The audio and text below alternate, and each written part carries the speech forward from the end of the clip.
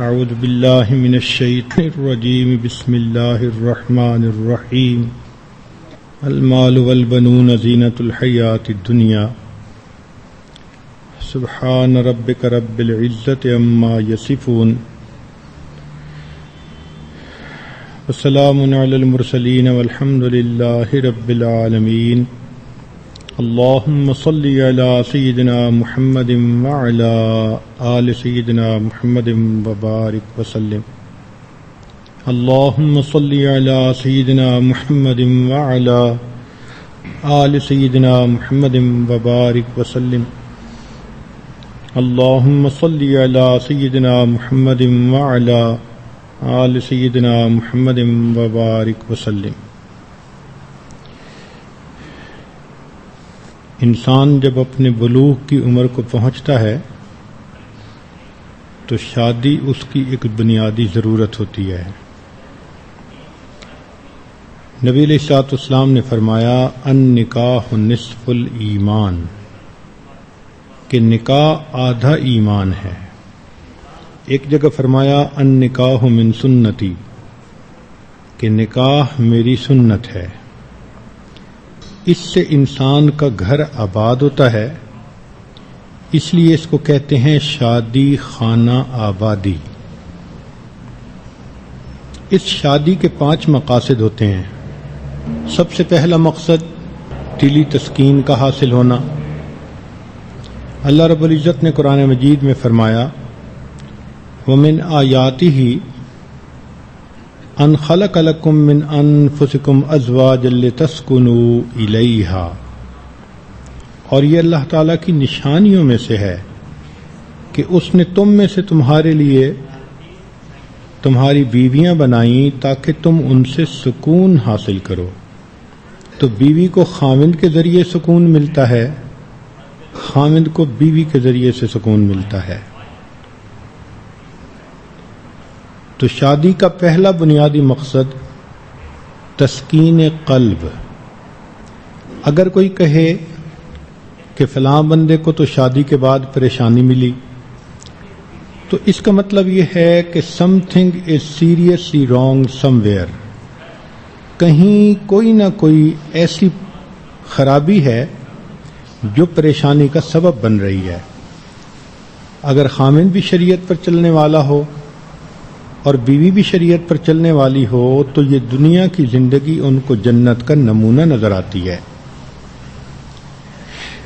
دوسرا مقصد پاک دامنی، کہ شادی کے بعد انسان کے لیے پاک دامنی کی زندگی گزارنی آسان ہوتی ہے۔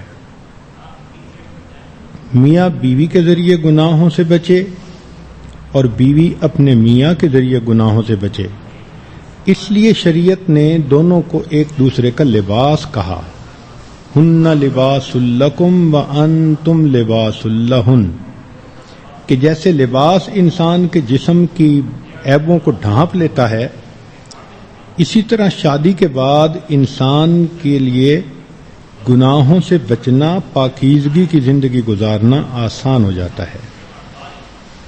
تیسرا مقصد ہے انسانی نسل کی بقا۔ چنانچہ طبرانی میں ابو حفصہ رضی اللہ تعالیٰ عنہ کی روایت ہے، نبی علیہ السلام نے ارشاد فرمایا کہ تم اولاد کے حصول کو ترک نہ کرو،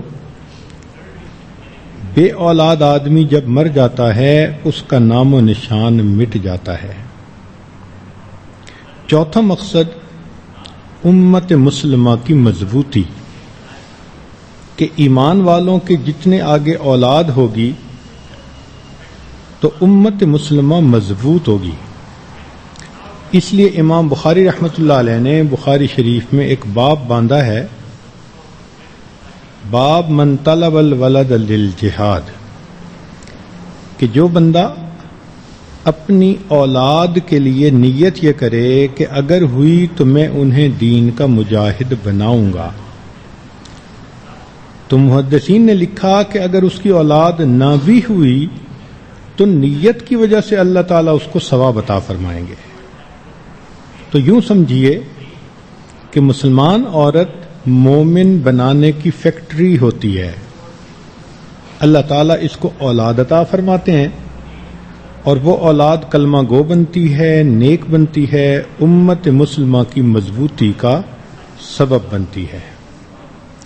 پانچواں مقصد شادی کا رسول اللہ صلی اللہ علیہ وسلم کا دل خوش کرنا۔ چنانچہ نبی علیہ الصلوۃ والسلام کی ایک حدیث مبارکہ کا مفہوم ہے کہ تم ایسی عورتوں سے شادی کرو جو زیادہ بچے جننے والی ہوں۔ معقل بن یسار رضی اللہ عنہ ایک صحابی ایک مرتبہ آپ کی خدمت میں حاضر ہوئے، عرض کیا اے اللہ کے نبی صلی اللہ علیہ وسلم، ایک عورت بہت خوبصورت ہے مگر بانجھ ہے، کیا میں اس سے شادی کر لوں؟ تو آپ صلی اللہ علیہ وسلم نے فرمایا کہ اس عورت سے شادی کرو جو بچے جننے والی ہو۔ پھر دوسری مرتبہ انہوں نے پوچھا تو نبی علیہ الصلوۃ والسلام نے ان کو یہی فرمایا۔ تو اس سے پتہ چلتا ہے کہ دین اسلام میں شادی کا مقصد فقط اپنی خواہش کا پورا کرنا نہیں، بلکہ امت مسلمہ کا بڑھنا اور انسانی نسل کی بقا اور پاک دامنی کا حاصل ہونا۔ چنانچہ ابن ماجہ نے عائشہ صدیقہ رضی اللہ عنہا کی یہ روایت کی ہے، نبی علیہ السلام نے فرمایا کہ تم زیادہ بچے جننے والی عورتوں سے شادی کرو، میں قیامت کے دن تمہاری کثرت پر فخر کروں گا۔ اب اللہ رب العزت کے پیارے حبیب صلی اللہ علیہ وسلم کا یہ فرمانا کہ میں قیامت کے دن تمہاری کثرت پر فخر کروں گا، تو شادی کے یہ 5 مقاصد ہوتے ہیں۔ تاہم شادی کے بعد میاں بیوی کی ایک فطری تمنا ہوتی ہے کہ ہمیں اللہ تعالیٰ اولاد سے نوازے، اس لیے کہ بچوں کے بغیر خوبصورت گھر بھی ویران اور بے آباد نظر آتا ہے۔ اللہ تعالیٰ نے ہر مرد کے دل میں یہ خواہش رکھی کہ میں باپ بنوں، ہر عورت کے دل میں یہ خواہش رکھی کہ میں ماں بنوں۔ اس لیے ہم نے دیکھا کئی مرتبہ ایک لڑکی جس کی شادی کو کچھ سال گزر گئے، تعلیم یافتہ ہے، خوبصورت ہے، خامن کی محبت اسے ملتی ہے، گھر میں ہر چیز کی ریل پیل ہے، لیکن اداس نظر آتی ہے۔ اس کی وجہ کیا؟ کہ اس کو امید نہیں لگ رہی اور وہ ماں نہیں بن رہی۔ اس کے لیے وہ علاج معالجہ بھی کرواتی ہے، دعائیں بھی کرواتی ہے، تہجد پڑھتی ہے، اولاد کی دعا، قرآن پڑھتی ہے، اولاد کی دعا، کسی اللہ والے کی مجلس میں گئی، اولاد کی دعا، کسی فقیر کو کچھ دیا، اولاد کی دعا، حج عمرے پہ گئی، اولاد کی دعا۔ اب اس نوجوان بچی کو پتہ ہے کہ اگر اولاد کا سلسلہ شروع ہوا تو 9 مہینے تو مجھے بالکل بیمار بندے کسی کیفیت میں رہنا پڑے گا، نہ کھانا اچھا لگے گا اور ہر وقت ابکائی آئے گی اور جسم کے اندر عجیب سی حالت کیفیت ہوگی، اور اس کے بعد جب بچے کی ولادت کا وقت ہوگا تو عورت کے لیے تو زندگی اور موت کا معاملہ ہوتا ہے۔ پھر اس کے بعد اس کو پتہ ہے کہ بچے کی خاطر مجھے 2 سال کم از کم سلیپ لیس نائٹس گزارنی پڑیں گی، لیکن وہ یہ ساری تنگی برداشت کرنے کو تیار ہے اور دعائیں مانگتی ہے، اللہ مجھے اولاد کی نعمت عطا فرما۔ اسی لیے کہتے ہیں کہ بیٹا نعمت ہوتا ہے اور بیٹی رحمت ہوتی ہے۔ اس کے لیے انبیاء نے بھی دعائیں مانگی۔ قرآن مجید میں ایک نبی علیہ الصلوۃ والسلام کی دعا، رب لا تذرنی فردا وانت خیر الوارثین، حضرت زکریا علیہ الصلوۃ والسلام نے جس طرح اولاد کے لیے دعا مانگی اور جتنی عاجزی سے مانگی، سورہ مریم کی ابتدائی چند آیات پڑھ کے آنکھوں سے آنسو نکل آتے ہیں کہ یوں کہہ رہے ہیں، رب انی وہن العظم منی، اے اللہ میری ہڈیاں بوسیدہ ہو گئیں، واشتعل الرأس شیبا، اے اللہ میرے بال سفید ہو گئے، لیکن اس کے باوجود ولم اکم بدعائک ربی شقیا، اے میرے پروردگار ابھی بھی اپنی دعاؤں کے قبول ہونے سے مایوس نہیں ہوا، یعنی اولاد کی دعا مانگتے مانگتے بڑھاپا آ گیا اور ابھی اللہ کے در سے لو لگی ہوئی ہے. پھر کہا فہب لی من لدنک ولیہ، اے اللہ مجھے بیٹا عطا فرما دیجیے. تو اولاد کا ہونا ایک خوشی، لیکن اولاد کا نیک ہونا اس سے بھی بڑھ کر خوشی ہوتی ہے. اس لیے شریعت نے یہ تعلیم دی کہ جب میاں بیوی آپس میں ملیں تو دعا پڑھیں، اللہم جنبنا الشیطان وجنب الشیطان ما رزقنا. حدیث مبارکہ میں آتا ہے کہ جو میاں بیوی ملاپ سے پہلے یہ دعا پڑھیں گے اللہ تعالیٰ ان کی اولاد کو شیطان کے مکر سے بچائیں گے، اولاد نیک ہوگی. اب اس پر ذرا غور کیجئے کہ نبی علیہ الصلوۃ والسلام نے یہ کیسا سنہری اصول بتایا اولاد کے نیک بننے کا. ہم بنیاد ہی غلط رکھتے ہیں. کئی لوگ تو اس طرح غفلت کی حالت ہوتی ہے کہ گانے لگے ہوئے ہوتے ہیں، فلمیں چل رہی ہوتی ہیں. شریعت نے ہمیں اس بات کی تعلیم دی کہ ہم کون سے اعمال اپنائیں تو خود بھی نیک بنے، اولاد بھی نیک بنے. اسی لیے انبیاء کرام نے نیک اولاد کی دعائیں مانگی. ایک نبی علیہ السلام نے دعا مانگی رب ہب لی من الصالحین. ایک جگہ فرمایا ہب لی من لدنک ذریۃ طیبہ. تو معلوم ہوا کہ ان مقدس ہستیوں نے بھی اللہ سے ایسی اولاد مانگی جو نیک ہو. سیدنا ابراہیم علیہ الصلوۃ والسلام کی بہت ساری دعائیں قرآن مجید میں منقول ہیں. ایک جگہ فرماتے ہیں ربنا وجعلنا مسلمین لک ومن ذریتنا امۃ مسلمۃ لک. تو دیکھیے اپنی اولاد کی بھی نیکی کی دعا مانگ رہے ہیں.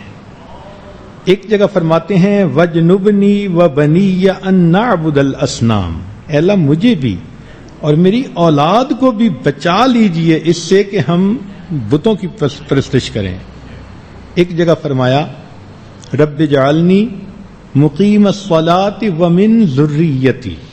ایسے جیسے کوئی چیز نتھی ہوتی ہے. اپنے لیے بھی دعا مانگی، اولاد کے لیے بھی دعا مانگی. ایک جگہ کہا رب انی اسکنت من ذریتی بواد غیر ذی زرع عند بیتک المحرم. سبحان اللہ. قرآن مجید میں ہمیں بھی یہ بات سکھائی گئی کہ اولاد نیک ہونے کی ہم بھی دعا مانگیں. چنانچہ قرآن عظیم الشان میں یہ دعا موجود ہے ربنا ہب لنا من ازواجنا وذریاتنا قرۃ اعین. اے اللہ ہماری بیویوں اور اولادوں میں سے ایسا بنا جو ہماری آنکھوں کی ٹھنڈک بنے. وجعلنا للمتقین اماما. اور اللہ ہمیں متقیوں کا امام بنا دیجیے. تو بہرحال اولاد کی تمنا ایک فطری خواہش ہے ہر انسان کے دل کی. اولاد دنیا کی زینت ہوتی ہے. اس لیے فرمایا المال والبنون زینت الحیات الدنیا. اور انسان کے دل میں اس کی رغبت ہوتی ہے. فرمایا زین للناس حب الشہوات من النساء والبنین. ایک جگہ فرمایا وَاعْلَمُوا أَنَّمَا الْحَيَاةُ الدُّنْيَا لَعِبٌ وَلَهْوٌ وَزِينَةٌ وَتَفَاخُرٌ بَيْنَكُمْ وَالتَّكَاثُرٌ فِي الْأَمْوَالِ وَالْأَوْلَادِ. اور اگر اولاد نیک ہو تو دنیا کی زینت کے ساتھ ساتھ آخرت کا بھی ذخیرہ بنتی ہے. چنانچہ بخاری شریف کی روایت ہے آدمی جب فوت ہو جاتا ہے انقطع عملہ الا ثلاث. اس کے اعمال منقطع ہو جاتے ہیں سوائے 3 کے، اور ان میں سے ایک ہے ولد صالح. اگر اس نے اپنے پیچھے نیک اولاد چھوڑی تو یہ نیک اولاد اپنے ماں باپ کے لیے صدقہ جاریہ بن جاتی ہے. امام غزالی رحمۃ اللہ علیہ لکھتے ہیں کہ جب مومن کو اللہ تعالیٰ اولاد عطا فرماتے ہیں اور وہ ان کو نیکی کے راستے پر لاتا ہے تعلیم و تربیت کا خیال کرتا ہے اور وہ کلمہ گو بنتے ہیں، نیک بنتے ہیں، تو اولاد کے ہر سانس پر ماں باپ کے نام اعمال میں اللہ ایک نیکی لکھا کرتے ہیں۔ یہ اولاد نیک بن جائے، یہ پوری زندگی کا غم ہے، یہ مہینے اور سال کی بات نہیں ہے، یہ پوری زندگی کا غم۔ چنانچہ دیکھیے کہ ہم نماز پڑھتے ہیں اور بچے کو شروع کروائی جاتی ہے نماز 7 سال کی عمر میں، تو وہ دعا پڑھتا ہے رب اجعلنی مقیم الصلاۃ ومن ذریتی۔ اب 7 سال کے بچے کی اولاد تو نہیں ہے، لیکن دعا مانگ رہا ہے، یا اللہ، یہ تو خود بچہ ہے اور یہ بچہ بھی یہی دعا مانگ رہا ہے رب اجعلنی مقیم الصلاۃ ومن ذریتی۔ تو شریعت نے کہا کہ اصل مقصد یہ ہے کہ اللہ کے علم میں ہے جب یہ بچہ بلوغ کی عمر کو پہنچے گا اور اس کی شادی ہوگی تو اس کی اولاد ہوگی، اس ہونے والی اولاد کی دعا اس کو اس عمر میں سکھائی گئی ہے۔ اب سوچئے کہ جس نے 7 سال کی عمر میں اولاد کی نیکی کی دعا مانگنی شروع کی اور مانگتے مانگتے اس کے بال سفید ہو گئے، اگر پھر اس کی اولاد نیک نہ بنے تو باپ کے دل پہ کیا گزرتی ہے۔ اس لیے یہ پوری زندگی کا غم ہے۔ عمران علیہ السلام کی زوجہ امید سے ہیں، ابھی بچہ نہیں ہوا، اس وقت سے دعا مانگتی ہیں رب انی نظرت لک ما فی بطنی محررا فتقبل منی۔ اے اللہ، جو میرے بطن میں ہے میں نے اس ہونے والے بچے یا بچی کو دین کے لیے وقف کر دیا، اللہ اس کو قبول کر لیجئے۔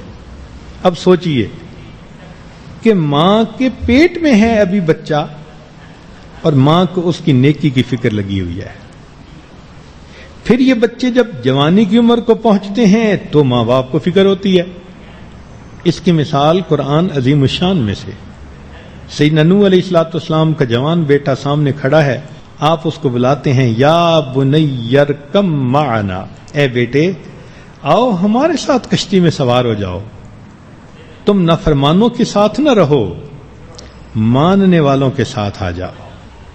تو جوانی میں بھی فکر ہے اس کی، پھر جب ماں باپ بوڑھے ہو جاتے ہیں تو بھی اولاد کی فکر۔ قرآن مجید نے گواہی دی، فرمایا ام کنتم شہداء اذ حضر یعقوب الموت اذ قال لبنیہ ما تعبدون من بعدی۔ یعقوب علیہ السلام کی وفات کا وقت آ گیا، اس وقت اپنے بچوں کو جمع کر کے پوچھ رہے ہیں اے میرے بیٹوں، میرے بعد کس کی عبادت کرو گے؟ مرتے مرتے اولاد کا غم۔ تو معلوم ہوا کہ یہ کوئی مہینے اور سال کی بات نہیں ہوتی، بلکہ یہ زندگی بھر کا روگ ہوتا ہے۔ ماں باپ کو کوشش بھی کرنی پڑتی ہے اور پھر اللہ تعالی سے دعائیں بھی مانگنی پڑتی ہیں۔ اس لیے اولاد کی تربیت بڑی اہم ہے اور ہم میں سے ہر ایک کے اوپر لازم ہے، ضروری ہے۔ یہ ماں باپ کی ذمہ داری ہے کہ وہ اولاد کی تربیت کریں۔ چنانچہ نبی علیہ السلام نے ارشاد فرمایا کل والد یولد علی فطرت الاسلام، ہر بچہ فطرت اسلام پر پیدا ہوتا ہے، اس کے پھر ماں باپ اس کو یہودی یا نصرانی بنا دیتے ہیں۔ اس کا مطلب یہ کہ ماں باپ اگر اچھی تربیت کریں گے تو وہ بچے دین اسلام پر رہیں گے، اور اگر غفلت برتیں گے تو وہ دین اسلام سے ہٹ کر دوسری طرف چلے جائیں گے۔ اس لیے شریعت نے کہا یا ایھا الذین آمنوا قوا انفسکم واہلیکم نارا، اے ایمان والو اپنے آپ کو اور اپنے اہل خانہ کو جہنم کی آگ سے بچاؤ۔ مفسرین نے لکھا کہ اس کا معنی یہ کہ اولاد کو دین سکھاؤ تاکہ وہ جہنم سے بچ سکیں، اللہ کے مقرب بندے بن سکیں۔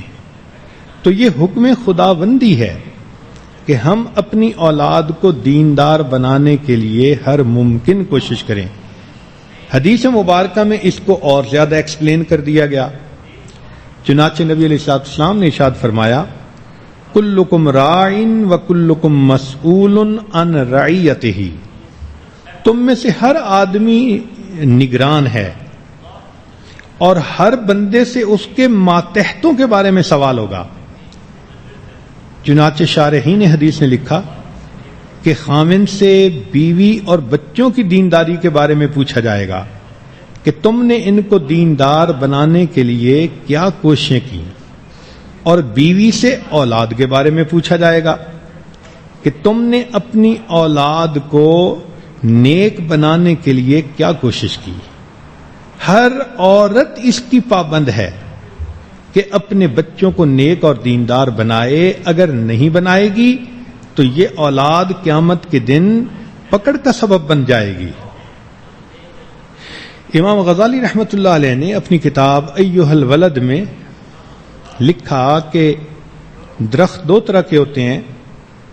ایک ہوتے ہیں خودرو، یہ جب پیدا ہوتے ہیں تو بے ڈھنگے ہوتے ہیں، کہیں شاخیں بڑی ہوئی ہیں، کہیں گھٹی ہوئی ہیں،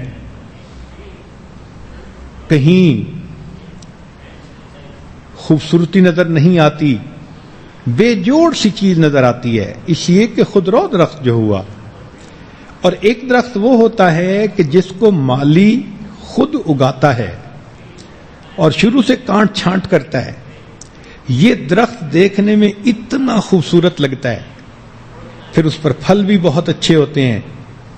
تو بچے کی مثال ایسی ہی ہوتی ہے. جو ماں باپ اولاد پیدا ہونے کے بعد ان سے غفلت برتتے ہیں وہ اولاد خود رو پودے کی مانند ہوتی ہے. اور جو اپنے بچوں کی تربیت کا خیال کرتے ہیں وہ اس درخت کی مانند ہوتے ہیں جس کو مالی نے کاٹ چھانٹ کر خوبصورت بنایا ہوتا ہے. اسی لیے بچے کی مثال پگھلے ہوئے تانبے کی مانند ہوتی ہے. تانبا پگھلا ہوا ہو، اس کو جس سانچے میں آپ ڈال دو وہ وہی شکل اختیار کر لے گا. اسی طرح بچہ کچا ہوتا ہے، ماں باپ جس سانچے میں اس کو ڈھالیں وہ بچہ اسی میں ڈھل جاتا ہے. پوری زندگی بچپن کی اس تربیت کا اثر رہتا ہے. اس لیے کہتے ہیں کہ بچپن کی باتیں انسان کو بچپن میں بھی نہیں بھولتی، اس لیے کہ ان کا گہرا اثر ہوتا ہے، ڈیپ ڈاؤن روٹڈ ہوتی ہیں وہ چیزیں. اس کی مثال یہ سمجھ لیجئے کہ بیرون ملک میں جو نوجوان جاتے ہیں جاب کے لیے، پڑھنے کے لیے، تو ان میں سے بعض بہت جلدی غفلت کا شکار ہو جاتے ہیں، الٹے کاموں میں لگ جاتے ہیں، کلبوں میں جاتے ہیں، حرام کھاتے ہیں، حرام کام کرتے ہیں. لیکن ایسے غافل قسم کے لڑکے بھی دین کو نہیں چھوڑتے. شرابی ہیں، زانی ہیں، جو مرضی ہیں، لیکن جب پوچھو ان سے تو اللہ کا اقرار کریں گے، نبی علیہ الصلوۃ والسلام کی رسالت کا اقرار کریں گے. تو ہمیں بہت عرصہ یہ سوچ ذہن میں رہی کہ ایسی زندگی کہ دیکھنے میں مسلمان اور کافر کا فرق ہی نہیں پتہ چلتا، لیکن ایمان کی رمق ابھی بھی دل میں ہے. پھر جا کر یہ نقطہ اس طرح کلیئر ہوا کہ اصل میں ایمان انہوں نے اپنی ماں کی گود سے سیکھا تھا اور اعمال انہوں نے بڑے ہو کے خود اپنائے تھے. تو جو چیز خود اپنائی تھی اس کا چھوڑنا آسان، اور جو چیز ماں کی گود میں پائی تھی اس کا چھوڑنا مشکل کام. اس لیے ماں کی گود سے جو بچہ پا لیتا ہے وہ ساری زندگی اس کا ایسٹ بنا کرتا ہے. مجموع الزوائد میں امام طبرانی رحمۃ اللہ علیہ نے سیدہ عائشہ صدیقہ رضی اللہ تعالی عنہا کی ایک روایت پیش کی ہے. امید ہے کہ سب مستورات اس کو دل کے کانوں سے سنیں گی. سیدہ صدیقہ عنہا فرماتی ہیں جو شخص بچے کی پرورش کرتا رہتا ہے یہاں تک کہ وہ لا الہ الا اللہ پڑھنے لگے تو اللہ تعالی قیامت کے دن اس شخص کا حساب نہیں لیں گے. سبحان اللہ. نبی علیہ السلام نے ارشاد فرمایا کہ جو شخص اپنے بچے کی پرورش کرتا رہتا ہے, لڑکا ہو یا لڑکی, جو شخص بچے کی پرورش کرتا رہتا ہے یہاں تک کہ وہ لا الہ الا اللہ پڑھنے لگے تو اللہ رب العزت اس کا حساب نہیں لیں گے. تو اس حدیث مبارکہ کو سن کے تو دل چاہتا ہے کہ ہر بندے کی اولاد نیک ہو. اولاد کے نیک ہونے کا ایک فوکل پوائنٹ ہے, ایک پیوٹل پوائنٹ ہے, ایک بنیاد ہے. بنیادی اینٹ کیا ہے اولاد کے نیک بننے کی؟ اس کو کہتے ہیں نیک بیوی کا حصول. نیک بیوی کو تلاش کرنا نیک اولاد حاصل کرنے کی بنیادی اینٹ ہے. اس لیے حدیث پاک میں نبی علیہ السلام نے ارشاد فرمایا کہ لوگ اپنی بیوی کو پسند کرتے ہیں حسن و جمال کی وجہ سے, مال اور منال کی وجہ سے, نسب کی وجہ سے اور نیکی کی وجہ سے. تو تم اپنی بیوی کو نیکی کی بنا پر پسند کرو. اس لیے کہ جب دیوار کی پہلی اینٹ ٹھیک ہوتی ہے تو وہ دیوار سریا تک بھی اونچی چلی جائے تو وہ سیدھی رہا کرتی ہے, اور پہلی اینٹ ہی ٹیڑھی ہو تو دیوار کبھی سیدھی ہو ہی نہیں سکتی. اب آج کل کے نوجوان فقط شکل و صورت کو دیکھ کے شادیاں کرتے ہیں. ماں باپ سمجھاتے بھی ہیں کہ تمہارے لیے یہ مناسب نہیں, لیکن ایسا بھوت سوار ہوتا ہے سر کے اوپر کہ کہتے نہیں شادی تو یہیں کرنی ہے. جو بچی دین سے واقف نہیں, دین پڑھی ہوئی نہیں, یہ کل کو جب ماں بنے گی تو اپنی اولاد کو کیا تربیت دے سکے گی؟ اس لیے نیک اولاد حاصل کرنے کا بنیادی نقطہ نیک بیوی کا حاصل کرنا. ابن عساکر نے عائشہ صدیقہ رضی اللہ تعالیٰ عنہ سے روایت کی کہ نبی علیہ السلام نے ارشاد فرمایا تم اپنے نطفے کے لیے اچھی جگہ کا انتخاب کرو. نبی علیہ الصلوۃ والسلام نے قریشی عورتوں کی تعریف فرمائی. فرمایا کہ قریش کی عورتیں اولاد پر بہت شفیق ہوتی ہیں اور اپنے خاوند کی خوب دیکھ بھال کرتی ہیں. تو معلوم ہوا کہ شادی کے وقت اس بات کا خیال کرنا چاہیے کہ یہ آنے والے وقت میں اچھی ماں بن سکے. حضرت جابر رضی اللہ تعالیٰ عنہ نے شادی کی. نبی علیہ الصلوۃ والسلام کو ملنے کے لیے حاضر ہوئے. پوچھا کہ جابر تم نے کس سے شادی کی؟ باکرہ سے یا سیبہ سے, یعنی کنواری لڑکی سے یا کسی شادی شدہ عورت سے؟ انہوں نے کہا جی کہ میں نے شادی شدہ عورت سے شادی کی. فرمایا کہ تو باکرہ سے شادی کرتا, وہ تیرے ساتھ کھیلتی تو اس کے ساتھ کھیلتا. تو انہوں نے آگے سے جواب دیا اے اللہ کے حبیب صلی اللہ علیہ وسلم, میرے والد کی وفات ہو گئی اور چھوٹی عمر کی میری بہنیں ہیں, اور مجھے اچھا نہیں لگا کہ بہنوں کی عمر کی میں بیوی اپنے گھر لے کے آؤں. میں ایک میچور عورت کو لے کے آیا جو میری بہنوں کا خیال رکھے گی. تو ان کی اس بات پر اللہ کے محبوب صلی اللہ علیہ وسلم نے خوشی کا اظہار فرمایا. اس لیے جو شخص یہ چاہے کہ اولاد نیک ہو, پہلا قدم یہ کہ وہ نیک بیوی کو ڈھونڈے, پھر اولاد کا نیک بننا آسان ہوگا. باپ جتنی مرضی کوشش کر لے, جب تک ماں اس کا ساتھ نہ دے اولاد نیک نہیں بن سکتی. خاوند بچوں کو سمجھا سمجھا کے جاتا ہے, یہ کرو یہ کرو, یہ مت کرو یہ مت کرو, اور جب 1 گھنٹے کی نصیحت کر کے گھر سے نکلتا ہے تو پیچھے ماں بچوں کو کہہ دیتی ہے تمہارے باپ کا تو دماغ خراب ہے. اس ایک فکرے نے 1 گھنٹے کی وعظ و نصیحت کو دھو کے رکھ دیا. اولاد کیا نیک بنے گی؟ اس لیے پہلا پوائنٹ یہ کہ بیوی نیک ہو. نیک بیویاں نیک اولاد کا بنیادی سبب ہوتی ہیں. آگے تو ہر ایک کا اپنا نصیب ہوتا ہے، مگر عمومی اصول یہی ہے کہ ماں اگر نیک ہوگی تو وہ اپنی اولاد کو بھی نیکی سکھائے گی. اس کی دلیل سن لیجئے.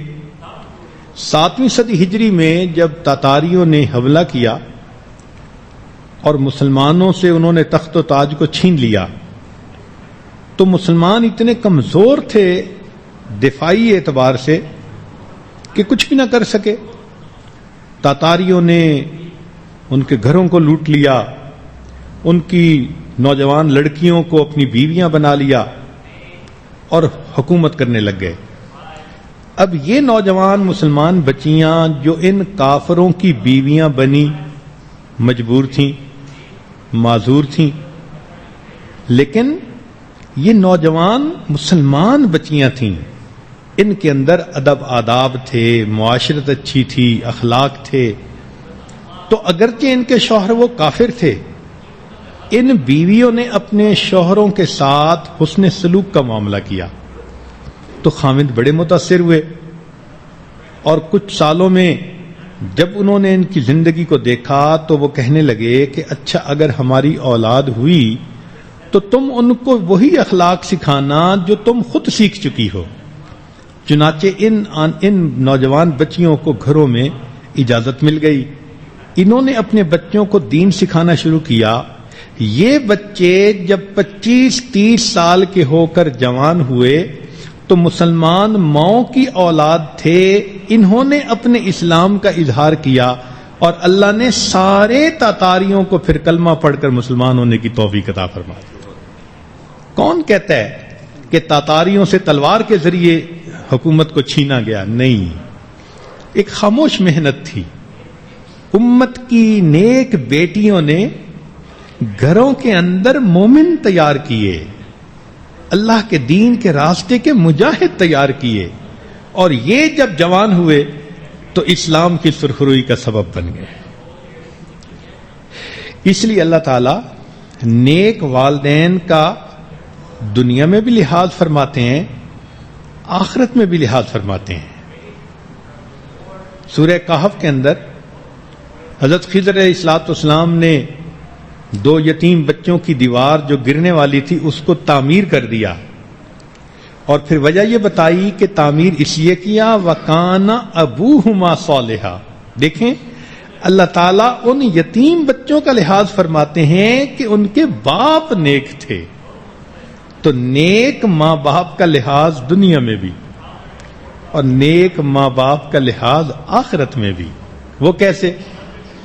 کہ اولاد قیامت کے دن پہنچے گی، اپنی طرف سے نیکی کی کوشش کرتی ہوگی مگر ماں باپ کے درجے کو نہیں پہنچ سکے گی، تو اللہ تعالیٰ فرمائیں گے کہ اچھا تم چونکہ فلاں کی اولاد ہو اور تم نے کوشش کی، چلے ہم تمہارا حشر انہی کے ساتھ. والذین آمنوا واتبعتہم ذریتہم بایمان الحقنا بہم ذریتہم. دیکھا قرآن مجید نے مہر لگا دی کہ اللہ تعالیٰ ایسی اولادوں کو ماں باپ کے ساتھ ملحق فرما دیں گے. اولاد کے لیے نیک ان کو کیسے بنایا جائے یہ ایک مستقل مضمون ہے، اور کئی دنوں کی مجالس میں انسان اس بات کو سمجھ سکتا ہے کہ ہمیں اپنے بچے کو نیک اور دیندار کیسے بنانا ہے. اسی لیے اس رمضان المبارک میں جتنے بھی ایام ہوں گے ان میں اولاد کی تربیت ہی کے مضمون کو کھولا جائے گا، کیونکہ اہم عنوان ہے. تو مستورات ان بیانات کو دل کے کانوں سے سنیں. جو پوائنٹس لکھ سکتی ہیں نوجوان بچیاں وہ اس کو قلم بند کریں، گھروں میں اس کے پھر مذاکرے کریں. میاں بیوی بچیاں آپس میں بیٹھ کے مذاکرے کریں تاکہ اولاد کو تربیت اچھی کرنے کا ہمیں علم حاصل ہو جائے. جب یہ سارے ایام بیانات آپ سن لیں گی تو آخر پہ آپ کا دل کہے گا کہ یہ تو اتنی اہم باتیں ہیں کہ ہر بچی کو شادی سے پہلے اس کورس کا پڑھنا ضروری ہے۔ اب آج کے دن بچے کی پیدائش سے لے کے اس کے دودھ پینے کی جو عمر ہوتی ہے، جن کو ایام رضاعت کہتے ہیں، ان کے بارے میں چند باتیں بتا دیتے ہیں۔ پھر اس کے بعد اولاد کی آگے تربیت کیسے کرنی ہے، وہ روزانہ آہستہ آہستہ مضمون بڑھتا جائے گا۔ جب اولاد ہونے کا وقت ہوتا ہے تو ماں کے لیے بہت تکلیف دہ لمحہ ہوتا ہے۔ جیسے بی بی مریم نے کہا تھا، یا لیتنی مت قبل ھذا وکنت نسیا منسیا، اے کاش میں اس سے پہلے مر گئی ہوتی۔ تو ماں کے لیے وہ ایسی ہی کیفیت ہوتی ہے۔ تو علماء نے لکھا کہ جب کسی عورت کو لیبر پینز ہوں، بچے کی ڈلیوری کا وقت قریب ہو، تو اس وقت میں اس کو ایک تو کلمہ پڑھنا چاہیے اور دوسرا یہ دعا مانگنی چاہیے، یا اللہ میرے لیے آسانی فرما۔ یہ ایسی مجرب دعا ہے کہ جو بچی اس وقت میں یہ دعا پڑھتی ہے، اللہ کی مدد اترتی ہے، اللہ تعالیٰ آسان فرما دیتے ہیں۔ اب جب بچے کی ولادت ہوئی تو سب سے پہلی چیز ہے بشارت، خوشخبری۔ چنانچہ یہ بشارت دینا اللہ رب العزت کا خلق ہے، آپ کا عمل ہے۔ وہ کیسے؟ کہ جب زکریا علیہ الصلوۃ والسلام کو اللہ نے بیٹا دینا تھا تو ایک فرشتہ آیا کہ ان اللہ یبشرک بیحییٰ، کہ اللہ تعالیٰ تمہیں یحییٰ علیہ السلام کی پیدائش کی خوشخبری دیتے ہیں۔ چنانچہ امام طبرانی رحمۃ اللہ علیہ نے ابن عباس سے روایت کی، بڑی عجیب حدیث ہے کہ نبی علیہ السلام نے ارشاد فرمایا کہ جب کسی کے ہاں بیٹی پیدا ہوتی ہے تو ایک فرشتہ آ کر کہتا ہے، ایک کمزور جان سے ایک کمزور جان پیدا ہو گئی۔ ماں بھی عورت تھی، آگے بیٹی ہو گئی، تو فرشتہ یہ آ کر کہتا ہے کہ ایک کمزور جان سے ایک کمزور جان پیدا ہو گئی، جو اس بچی کی پرورش کرے گا اس کے متولی کی قیامت تک اللہ مدد فرمائے گا۔ تو بیٹی کی پیدائش پر فرشتہ یہ الفاظ کہتا ہے۔ اور آگے سنیے کہ جب کسی کے ہاں بیٹا پیدا ہوتا ہے تو وہ فرشتہ آ کر اس لڑکے کی پیشانی کو چومتا ہے اور کہتا ہے کہ اللہ تعالیٰ نے تجھ کو سلام کہا ہے۔ خود اس حدیث پاک کو پڑھ کر بڑا ہی حیران ہوا۔ ابن عباس لانو کی روایت ہے۔ تو دیکھیے اللہ رب العزت کی کیا رحمت اور مہربانی کہ اللہ رب العزت اس چھوٹے بچے کو سلام بھیج رہے ہیں جو دنیا میں آ کر اپنی زندگی کی ابتدا کر رہا ہے۔ اسی لیے اگر کسی کے ہاں اولاد ہو، ہمیں بھی چاہیے کہ ہم اس بچے کے نیک ہونے کی دعا کریں اور بچے کے ماں باپ کو اللہ کا شکر ادا کرنے کی تلقین کریں۔ کہہ دیتے ہیں جی مبارک ہو، تو ان الفاظ کا اصل میں مقصد یہی ہوتا ہے۔ ماں باپ کو چاہیے کہ جب اللہ تعالیٰ ان کو اولاد کی نعمت سے نوازے تو وہ دعا کریں اور شکر ادا کریں۔ چنانچہ ایک حدیث پاک میں آتا ہے کہ جب کسی کو اولاد کی خوشخبری ملے تو چاہیے کہ وہ کہے ماشاء اللہ لا قوت الا باللہ۔ ان الفاظ کے کہنے پر اللہ اس بچے کو ہر آفت اور مصیبت سے محفوظ فرمائیں گے۔ اب دیکھیے کتنے لوگوں کو اولاد ملی، لیکن حدیث مبارکہ میں بتائے گئے یہ الفاظ کم ہی لوگوں نے کہے ہوں گے۔ تو یہ چیزیں ہمیں سیکھنی ہیں کہ جب بھی بچے کی خوشخبری ماں باپ کو ملے تو کیا کہیں؟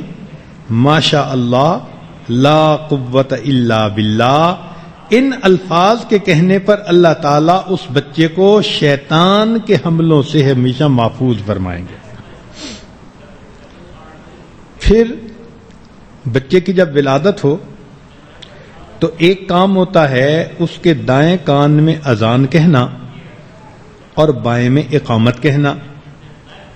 حدیث مبارکہ میں ہے کہ سیدہ فاطمہ الزہرا رضی اللہ تعالی عنہا کے ہاں جب حسن رضی اللہ عنہ کی ولادت ہوئی تو بچے کو نبی علیہ السلام کی خدمت میں پیش کیا گیا۔ نبی علیہ الصلوۃ والسلام نے اس کے دائیں کان میں اذان کہی، بائیں میں اقامت،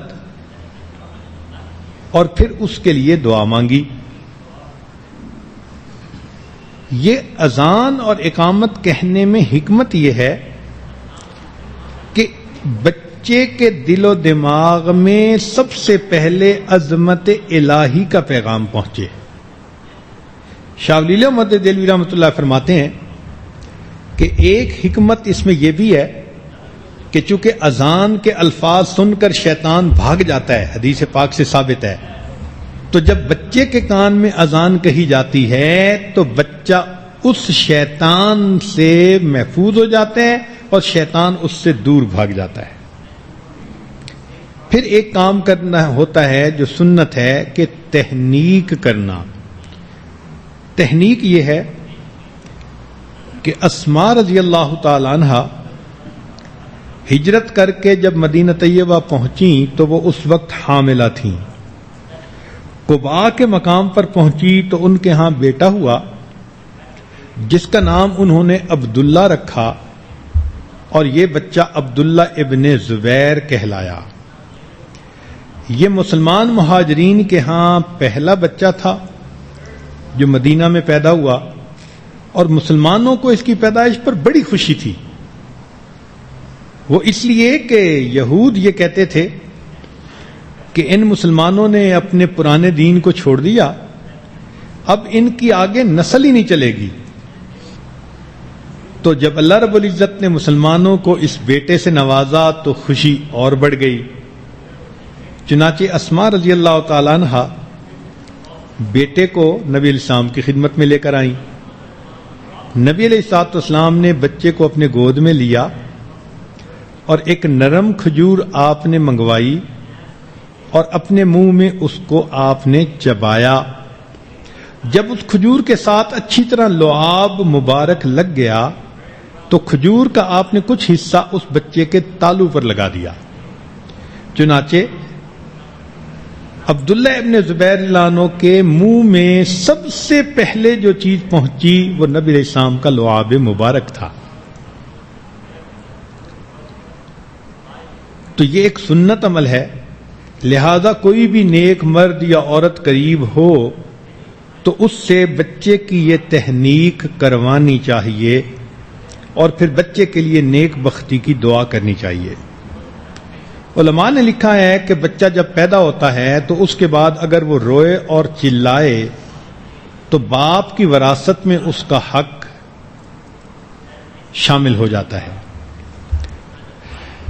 اب 7ویں دن ایک اور عمل ہے، اس کو کہتے ہیں عقیقہ کرنا۔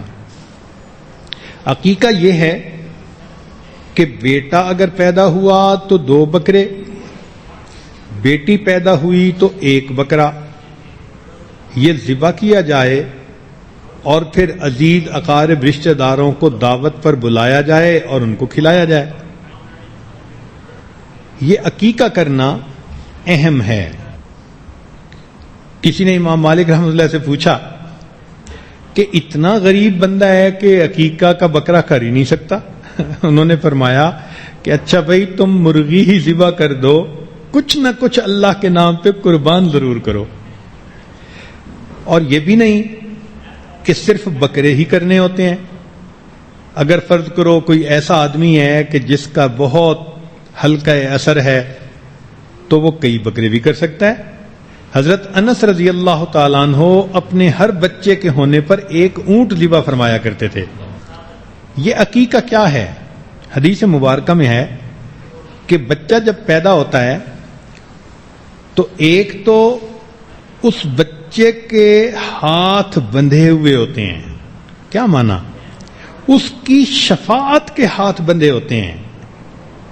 جب وہ بچے کے لیے عقیقہ کے بکرے کیے جاتے ہیں تو اب یہ بچہ قیامت کے دن اپنے ماں باپ کی شفاعت کا حق پا لیتا ہے.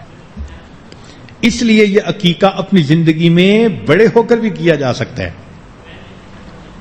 کہ عقیقہ کرنے سے بچے کو ماں باپ کی شفاعت کا حق مل گیا. حضرت شاہ ولی اللہ محمد دہلوی رحمۃ اللہ فرماتے ہیں کہ اصل میں ان جانوروں کو قربان کرنے سے ابراہیمی سنت کو یاد کرنا مقصود تھا. اور ساتھ یہ بھی فرماتے ہیں کہ عقیقہ کرنا اصل میں دوست احباب کو بچے کی اطلاع دینے کا بہترین طریقہ ہے. اب فرض کرو کوئی عقیقہ نہ کرے تو اس کو تو ہر ایک کو بتانا پڑے گا نا کہ جی میرا بیٹا ہوا، میری بیٹی ہوئی. تو شریعت نے کہا کہ تم جو ایک ایک کو بتاتے پھرو گے، اس سے بہتر ہے کہ ایک دن سب رشتہ داروں کو مدعو کر لو، وہ بھی تمہاری خوشی میں شریک ہو جائیں اور وہ بھی بچے کے لیے نیک بختی کی دعا دیں. لیکن ذہن میں ایک سوال پیدا ہوتا ہے کہ 7ویں دن عقیقہ کیوں کیا گیا؟ اسی دن کر لیتے. تو شاہ ولی اللہ محمد دہلوی رحمۃ اللہ فرماتے ہیں کہ پیدائش کے دن تو ماں باپ بچے کی پیدائش کے بعد سنبھالنے کے عمل میں مشغول ہوتے ہیں. ان کو وقت چاہیے کہ وہ جانور ڈھونڈیں، اس کا انتظام کریں، رشتہ داروں کو بلائیں، پھر مہمان نوازی کریں. تو شریعت نے یہ 7 دن کا مناسب وقفہ دے دیا کہ تاکہ اس میں تم اپنی حیثیت کے مطابق عقیقہ کا انتظام کر لو اور اپنے رشتہ داروں کو اس کے لیے بلا لو. 7ویں دن عقیقہ کے ساتھ ایک کام اور کرنا ہوتا ہے کہ بچے کے سر کے بال منڈوا دینا، صاف کروا دینا. چنانچہ سیدہ فاطمہ الزہرا رضی اللہ تعالی عنہا، ان کے ہاں جب حضرت حسن اللہ عنہ کی ولادت ہوئی یا سیدنا حسین اللہ عنہ کی ولادت ہوئی تو انہوں نے 7ویں دن ان بچوں کے بال سر کے صاف کروائے اور بالوں کے وزن کے برابر چاندی اللہ کے راستے میں صدقہ کر دی. یہ عمل اس لیے ہوتا ہے کہ اب تک یہ بچہ ماں کے پیٹ میں تھا، اب طفولیت کی عمر شروع ہوئی، لہذا بال جو جسم سے ہٹائے جاتے ہیں اس کے بقدر اللہ کے راستے میں صدقہ کر دیا جاتا ہے. تیسرا عمل ہوتا ہے 7ویں دن اس بچے کا نام رکھنا. نام رکھنے میں 3 باتوں کا خیال رکھنا چاہیے. ایک تو نام زبان پر آسان ہو، لینا آسان ہو، پکارنا آسان ہو. کئی مرتبہ لوگ ایسے نام رکھ دیتے ہیں کہ لوگوں کے لیے نام پکارنا ہی مشکل ہو جاتا ہے، وہ نام بگاڑ کے لیتے ہیں لوگ. تو نام میں ایک بات کہ وہ زبان پر آسان ہو، دوسرا اس کے معنی اچھے ہوں. ایسے بے معنی لفظ یا برے معنی والے الفاظ، ایسے ناموں کو نبی علیہ السلام نے ناپسند فرمایا. چنانچہ جب بھی کوئی ایسا بچہ ہوتا تھا کہ جو نام ایسا ہوتا جو ناپسندیدہ، تو نبی علیہ السلام اس شخص کا نام بدل کے اچھا نام رکھ دیا کرتے تھے. تو نام میں 3 باتیں، زبان پر آسان، معنی اچھے ہوں، اور تیسرا اس نام کی نسبت اچھی ہو. انبیاء کرام کے ساتھ نسبت ہو، صحابہ کے ساتھ، اولیاء کے ساتھ، دین کے ساتھ، نبی علیہ السلام کے ساتھ، اللہ کے ساتھ. اس لیے حدیث پاک میں آتا ہے کہ اللہ تعالیٰ کو سب سے زیادہ پسندیدہ نام عبداللہ ہے، اللہ سے نسبت، اللہ کا بندہ، اور عبد الرحمن، رحمان کا بندہ. اسی طرح محمد اور احمد بھی نام رکھا جا سکتا ہے. ایک حدیث مبارکہ میں ہے کہ جس گھر میں کسی بچے کا نام محمد ہو، اللہ تعالیٰ اس گھر والوں کو فاقہ کے عذاب میں مبتلا نہیں فرماتے. ہمارے اکابر میں یہ محمد کا نام رکھنا اتنا پسندیدہ تھا، امام غزالی رحمۃ اللہ علیہ 7 پشتوں تک، یعنی اوپر کے دادا کا نام بھی محمد، پھر ان کے بیٹے کا نام محمد، پھر ان کے بیٹے کا 7 نسل تک نام محمد چلا کرتا تھا. بچے کی کنیت بھی بچے کی وجہ سے رکھی جا سکتی ہے، باپ کی. جیسے ہم ابو داود، تو بچے کے نام پہ باپ بھی اپنی کنیت کو رکھ سکتا ہے. جیسے کسی ماں کا بیٹا محمد ہو تو وہ ام محمد کہلائے. تو یہ 7ویں دن 3 کام کیے، عقیقہ ہوا، بال منڈوائے، نام رکھا، اور ایک چیز یہ کہ اگر وہ بیٹا ہے تو اس کے ختنے کروانا. حدیث مبارکہ میں ہے کہ چند چیزیں فطرت میں ہیں: کلی کرنا، ناک میں پانی ڈالنا، مونچھیں کٹوانا، مسواک کرنا، ناخن کٹوانا، بغل کے بال صاف کرنا، زیر ناف بال صاف کرنا، اور لڑکوں کا ختنہ کروانا. ایک حدیث مبارک میں ہے کہ 4 چیزیں سنن المرسلین ہیں، یعنی تمام رسولوں کی سنت ہے، کامن سنت ہے. ان میں سے ایک خوشبو لگانا، دوسرا مسواک کرنا، تیسرا ختنہ کرانا، اور چوتھا نکاح کرنا. اب 7ویں دن جب یہ اعمال ہو گئے تو اب اس بچے کو 2 سال تک دودھ پلانا یہ اس کی ماں کی ذمہ داری ہوتی ہے. ماں کا دودھ بچے کے لیے انتہائی ضروری ہوتا ہے. اس کی اہمیت کا اندازہ اس سے لگائیے کہ نبی علیہ الصلوۃ والسلام کے پاس ایک عورت آئی جو زنا کی مرتکب ہوئی تھی، اس کا بچہ ہوا. اس نے نبی علیہ السلام کے سامنے اقرار کیا کہ میں اس گناہ کی مرتکب ہوئی. تو نبی علیہ الصلوۃ والسلام نے حد کا جاری کرنا اس کو مؤخر فرمایا. اس کو کہا کہ جاؤ اور بچے کو دودھ پلاؤ. جب 2 سال اس نے دودھ پلایا اور واپس آئی تو بچے کے ہاتھ میں روٹی کا ٹکڑا تھا، تب نبی علیہ الصلوۃ والسلام نے حد جاری فرمایا. یعنی بچے کو دودھ پلانا اتنا اہم کام ہے کہ اللہ کا حکم ہے حد جاری کرنا، اس کو بھی اس کی خاطر 2 سال مؤخر کر دیا گیا. آج کل کی نوجوان بچیاں بچوں کو دودھ پلانے سے گھبراتی ہیں، حالانکہ اس میں بچے کا بھی فائدہ اور ماں کا بھی فائدہ. بچے کا فائدہ تو یہ کہ ماں کا دودھ بچے کے جسم کی ریکوائرمنٹس کے بالکل مطابق ہوتا ہے. اس کی نیوٹریشن بچے کی ضرورت کے بالکل مطابق ہوتی ہے. اس بچے کو اگر گائے کا دودھ پلا دو تو پیٹ خراب، بھینس کا پلا دو تو اور زیادہ خراب. لوگ بکری کا دودھ پتلا کر کے پلاتے ہیں، لیکن سب سے بہترین تو یہ کہ اس کو ماں دودھ پلائے. پھر اس دودھ کی خوبی یہ ہوتی ہے کہ ماں کا دودھ نہ گرم ہوتا ہے نہ بہت یخ ٹھنڈا ہوتا ہے، ایک نارمل ٹیمپریچر. اور اللہ کی شان دیکھو کہ ہر وقت بچے کو دستیاب. پہاڑ پہ ہے اگر کوئی ماں تو وہاں بچے کے لیے دودھ موجود، زمین کی پستیوں میں ہے تو وہاں دودھ موجود. جو بچیاں اپنے اولاد کو ڈبوں کے دودھ پلاتی ہیں، کئی مرتبہ دیکھا گھر میں پریشان بیٹھی ہوتی ہیں، جی ڈبے کا دودھ ملتا نہیں، بچہ رو رہا ہے. تو بھائی اللہ نے بچے کے لیے جو ایک طریقہ کار بنایا تھا اسی پر ہی عمل کر لیتے. بچے کے تو یہ فائدے ہوئے. اور ماں کا فائدہ یہ کہ جو عورتیں اپنے بچوں کو دودھ پلاتی ہیں، ڈاکٹروں کے مطابق ان کو چھاتی کا کینسر نہیں ہوتا. اور دوسری بات کہ وہ موٹاپے سے محفوظ رہتی ہیں. لہذا جو عورتیں اپنے بچوں کو دودھ پلائیں گی، کیونکہ ولادت کے بعد عورت کے جو ہے نا جسم کے اندر موٹاپا حاصل کرنے کا رجحان بڑھ جاتا ہے، تو اگر وہ اپنے بچے کو دودھ پلائے تو جسم کا موٹاپا اس سے ختم ہو جاتا ہے. اور ایک سب سے اعلیٰ چیز کہ دودھ پلانے سے بچے کے دل میں ماں کی محبت پیدا ہوتی ہے اور ماں کے دل میں اولاد کی محبت پیدا ہوتی ہے. یہ ڈبوں کے دودھ سے چیز نہیں ملتی.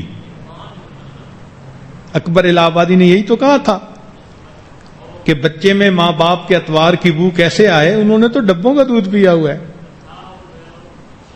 تو ماں کا دودھ پینے سے بچے کے دل میں ماں کی محبت اور ماں کے دل میں بچے کی محبت، یہ محبت کا رشتہ بہت محبوب ہے.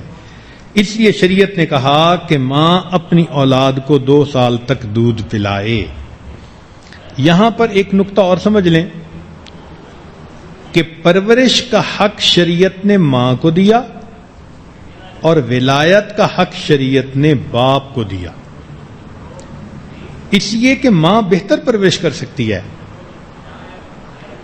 ہاں جب بچہ بڑا ہو جائے تو اس کی تعلیم، اس کی تربیت، اس کی زندگی میں اس کو سیٹ کرنا یہ ولی کا کام ہوتا ہے، تو یہ باپ بہتر کر سکتا ہے.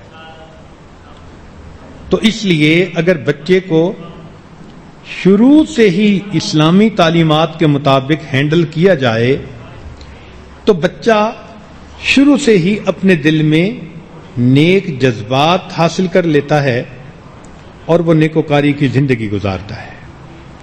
عام طور پر اولاد کے بگڑنے کا سبب ماں باپ کی غفلت. اس کی 2 وجوہات ہوتی ہیں. یا تو ماں باپ نے غفلت کی وجہ سے بچے کو وقت نہیں دیا ہوتا، یا پھر ماں باپ کو پتہ ہی نہیں ہوتا کہ بچے کی تربیت کرنی کیسے ہے. آج کل ہمارے ماحول میں یہ بنیادی ریزن ہے کہ بچیاں ماں بن جاتی ہیں مگر ان کو یہ پتہ نہیں ہوتا کہ ماں کی ذمہ داری کیا ہوتی ہے. وہ اپنے عقل کے مطابق، تجربے کے مطابق، سنی سنائی باتوں کے مطابق اس بچے کو ہینڈل کر رہی ہوتی ہیں. تو جو تو سمجھدار ہوئیں، بردبار طبیعت والی ہوئیں، انہوں نے بچوں کو ذرا اچھی پرورش دے دی، اور جس کے طبیعت میں غصہ زیادہ ہے اس نے بات بات پہ بچے کو جھڑکی دی، کوسنے دیے، بد دعائیں دی، بنانے کی بجائے اپنی اولاد کو الٹا بگاڑ دیا. تو اس لیے اولاد کی تربیت کا یہ مضمون ہر عورت کے لیے پڑھنا، سیکھنا ضروری ہے اور اس کی اہمیت کا جاننا ضروری ہے. یہ پوائنٹ ذہن میں رکھیں کہ اگر ہم نے اولاد کو نیک بنانے کی کوشش نہ کی تو یہ اولاد بڑے ہو کر ہمارے لیے وبال جان بنے گی. اس لیے علماء نے لکھا ہے کہ جوان ہونے کے بعد اولاد یا ماں باپ کی دوست ہوتی ہے یا ماں باپ کی دشمن ہوتی ہے. اگر تو نیکی پر آ گئے تو ماں باپ کے دوست، اور اگر بگڑ گئے تو ماں باپ کے دشمن. چنانچہ ہم نے دیکھا بگڑے ہوئے بچے ماں باپ کے لیے سہانے روح بن جاتے ہیں، ماں باپ کا جینا حرام کر دیتے ہیں. ایک مرتبہ مجھے بیرون ملک میں ایک عورت نے فون کیا، کہنے لگی جی دعا کرو اللہ تعالیٰ میرے بیٹے کو ہدایت دے. میرے بیٹے نے اپنے پسند کی شادی کی اور وہ مجھے ملنے ہی نہیں آتا، اور مجھے اس وقت 8 مہینے ہو گئے بیٹے کا چہرہ دیکھے. آج میں نے اسے فون کیا کہ بیٹے ایک دفعہ آ کے مل تو جاؤ. تو بیٹے نے آگے سے جواب دیا کہ تم کتیا ہو، بھونکتی رہتی ہو، مجھے آئندہ اپنے پاس آنے کی بات مت کرنا. اب سوچئے کہ بیرون ملک میں اپنے بچوں کو پالا اور دین سکھانے کی بجائے وہی مغربیت کی زندگی ان کو سکھائی، تو نتیجہ یہ ملا کہ اب یہ بچہ جوان ہو کر اپنی ماں کو کتیا کہہ رہا ہے. کتابوں میں ایک واقعہ لکھا ہے کہ چند بچے دیہات میں کھیل رہے تھے اور بوڑھا باپ بیمار تھا، بستر پہ لیٹا ہوا تھا. وہ بار بار اپنے بیٹے کو کہہ رہا تھا کہ بچہ مجھے پیاس لگی ہے، پانی پلا دو، اور بچہ کھیلنے میں مست تھا. حتیٰ کہ جب بار بار باپ نے کہا تو وہ لڑکا اپنے دوستوں سے ہٹا اور اس نے اپنا جوتا اٹھایا اور قریب جوہڑ کا پانی جوتے کے اندر بھرا اور باپ کے منہ میں آ کر انڈیل دیا. جب نافرمان اولاد ہوتی ہے، بگڑتی ہے، تو پھر ماں باپ کے ساتھ یہ سلوک کرتی ہے. اس لیے کہتے ہیں کہ یتیم وہ نہیں ہوتا کہ جس کا باپ فوت ہو جائے. یتیم وہ ہوتا ہے کہ جس کے باپ کے پاس فرصت نہ ہو اور اس کی ماں کے پاس اہلیت نہ ہو، وہ یتیم ہوتا ہے. ماں نہ اہل ہے، تربیت کرنے کے قابل نہیں، لکھی پڑھی نہیں، خود تربیت یافتہ نہیں، تو ماں نہ اہل ہو اور باپ کو کاروبار سے فرصت ہی نہ ملے، تو ایسے بچے کو حقیقت میں یتیم کہا جاتا ہے۔ ہمیں چاہیے کہ ہم اپنی اولاد کی نیکی اور تربیت کے لیے بہت کوشش کریں، ورنہ قیامت کے دن یہ اولاد انسان کو اللہ رب العزت کی عدالت کے کٹہرے میں کھڑا کرے گی۔ یہ بات چھوٹی نہیں ہے، قرآن مجید میں اس کا ثبوت ملتا ہے۔ قیامت کا دن ہوگا، اللہ تعالیٰ ایسی نافرمان اولاد سے پوچھیں گے تم کیوں نہیں نیک بنے؟ تو اولاد سارا کا سارا ملبہ ماں باپ پہ ڈال دے گی، اے اللہ انہوں نے ہمیں بگاڑا، انہوں نے ہمیں دنیا دار بننے کے لیے کہا، ڈاکٹر بنو، انجینئر بنو، پائلٹ بنو، اللہ ہم بن گئے، انہوں نے دین کے لیے کبھی کہا ہی نہیں تھا، ہم نے دین کی طرف توجہ ہی نہیں دی تھی۔ چنانچہ مفسرین نے اس آیت کے تحت لکھا ہے کہ ربنا انا اطعنا سادتنا وکبراءنا فاضلونا السبیل، اے اللہ ہم نے تو اپنے بڑوں کی اتباع کی، ان کی بات مانی، فاضلونا السبیل، انہوں نے ہمیں راستے سے بھٹکایا، انہوں نے کہا تم چارٹرڈ اکاؤنٹنٹ بن جاؤ، ہم بن گئے، انہوں نے کہا تم MBA کر کے دکھاؤ، ہم نے دکھا دیا، ہم ڈاکٹر بنے، فلاں بنے، انہوں نے دنیا کا گول آبجیکٹو دیا، ہم نے پورا کر دکھایا، انہوں نے تو دین کی طرف کبھی ہمیں متوجہ ہی نہیں کیا تھا۔ انا اطعنا سادتنا وکبراءنا فاضلونا السبیل، اللہ انہوں نے ہمیں گمراہ کیا، ربنا آتہم ضعفین من العذاب، اے اللہ ان کو دگنا عذاب دیجئے، وَلْعَنْهُمْ لَعْنًا كَبِيرًا، اور اللہ ان پر لعنتوں کی بارش کر دیجئے۔ تو مفسرین نے اس میں ماتحتوں کے ساتھ اولاد کو بھی شامل کیا ہے کہ اولاد بھی ماں باپ کے خلاف یہی الفاظ کہے گی۔ اب سوچئے جن کو آپ اتنی محبت سے پالتی ہیں، اتنی محبت کے لقمے ان کے منہ میں دیتی ہیں، کل یہی اولاد اگر اللہ کے سامنے یہ کہہ رہی ہو کہ اے اللہ میری اس ماں اور میرے باپ کو بھی جہنم بھیجو، اور یہ ساتھ لے کے جہنم میں جائیں، تو پھر ہمارے لیے آخرت کا کیا معاملہ بنا؟ اس لیے اولاد کو نیک بنانے کے لیے اپنی ذمہ داری کو پورا کر لیجئے اور اللہ سے دعا مانگیے اللہ تعالیٰ اولاد کو نیک بنا دیں۔ جہاں ایک خوشی اللہ نے دی اولاد والی، وہاں اس سے بڑھ کر دوسری خوشی اولاد کا نیک بنانا وہ بھی اللہ عطا فرما دیں، تاکہ ماں باپ کی آنکھیں ٹھنڈی ہوں۔ اللہ تعالیٰ جو صاحب اولاد ہیں ان کی اولادوں کو نیکوکار بنا دے، جو صاحب اولاد نہیں اللہ ان کو نیک اولاد عطا فرما دے۔ وآخر دعوانا ان الحمد للہ رب العالمین۔ دعا سے پہلے چند منٹ کے لیے آنکھوں کو بند کر لیجئے، سر کو جھکا لیجئے، دنیا اور جو کوئی دنیا میں ہے اس سے ہٹ کٹ کے اللہ رب العزت کی یاد میں ڈوب جائیے۔ دل مغموم کو مسرور کر دے، دل بے نور کو پر نور کر دے، فروزاں دل میں شمع طور کر دے، یہ گوشہ نور سے معمور کر دے، ہے میری گھات میں خود نفس میرا، خدایا اس کو بے مقدور کر دے، میرا ظاہر سنور جائے الہی، میرے باطن کی ظلمت دور کر دے، مئے وحدت پلا مخمور کر دے، محبت کے نشے میں چور کر دے، نہ ہو مائل میرا دل ان کی جانب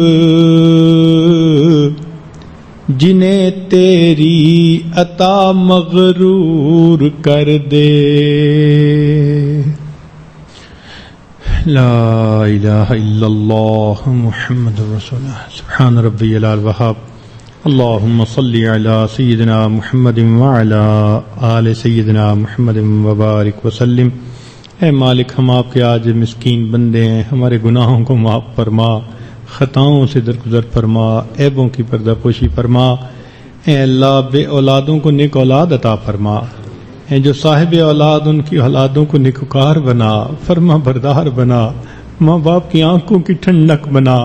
اللہ، اولاد کے غموں سے محفوظ فرما، اولاد کے دکھوں سے محفوظ فرما، اولاد کی پریشانیوں سے محفوظ فرما۔ اے اللہ، اولاد کو آنکھوں کی ٹھنڈک بنا، آخرت کا ذخیرہ بنا، اپنے مقبول بندوں میں شامل فرما۔ اے کریم آقا، ہمیں نبی علیہ السلام کے مبارک تعلیمات پر عمل کی توفیق نصیب فرما، ہمارے رمضان کے روزوں کو قبول فرما۔ اللہم انا نسألک الجنہ ونعوذ بک من النار۔ صلی اللہ تعالی علی حبیبہ سیدنا محمد وآلہ واصحابہ اجمعین برحمتک یا ارحم الراحمین۔